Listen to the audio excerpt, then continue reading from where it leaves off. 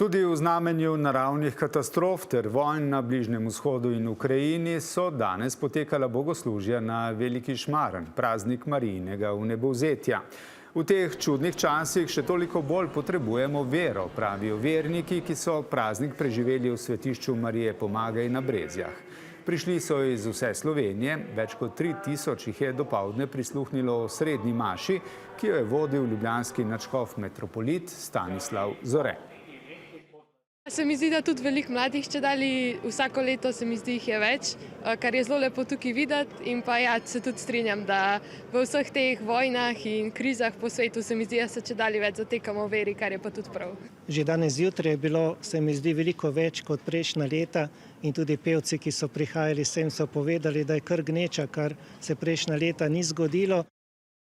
Za vernike je maša na Brezjah na današnji dan, kot pripovedujejo, predvsem družinska tradicija. Številne družine so se v Marijino svetišče odpravile tudi peš. Ema Čepon. Od blizu in od daleč so se verniki dopoldne zgrinjali na Brezje. Iz Ljubljane. Z Grosopla. Prišel sem z Blejske Dobrave pri Jesenicah, sem pa prišel s kolesom, ampak električnim, ker sem že malo v letah. Za mnoge je to tradicija, ki se prenaša iz roda v rod. Družinski praznik in vsak let pridemo. Ja, to je že taka družinska tradicija, da pridemo. Treba je nekam pogledati, tudi če imamo gužve. Je pa, pripovedujejo, praznik tudi priložnost za posebne prošnje ali zahvale. Za dušo, za zdravje, za vse priporočam, vse otroke. Nekaj za dušo, ne?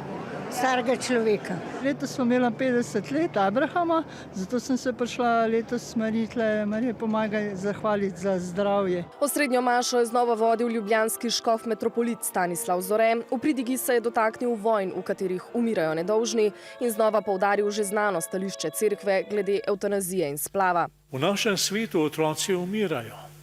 Umirajo ne samo v divjanju vojnih sovražnosti, umirajo tudi v sterilnih sobah ustanov za jemanje življenja. Konflikti, podnebna in gospodarska kriza. Časi so težki, se strinjajo verniki in mnogi mir iščejo ravno v molitvi. Ja, več ljudi prihaja v cerkev, ja, mislim, to pa res. Zdaj so še bolj čudni časi, tako da še bolj potrebujemo Božje varstvo pa pomoč. Prav ta notranji mir, ki ga vsak doživi, je pomemben za vsakdanje življenje. Številni se na Brezje sicer vračajo že desetletja. Koliko let že?